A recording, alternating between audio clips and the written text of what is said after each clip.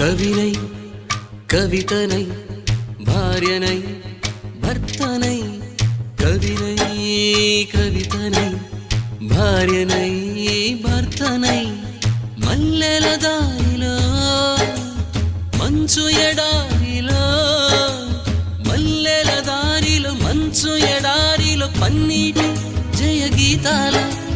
కన్నీటి జలపాతాల నాతో నేను అనుగమిస్తూ నాతో నేనే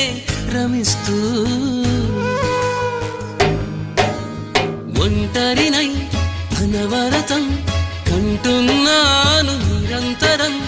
కలల్ని కథల్ని మాటల్ని పాటల్ని రంగుల్ని రంగవల్లుల్ని కావ్య కన్యల్ని ఆడపిల్లల్ని జగమంత కుటుంబం నాది ఏకాకి జీవితం నాది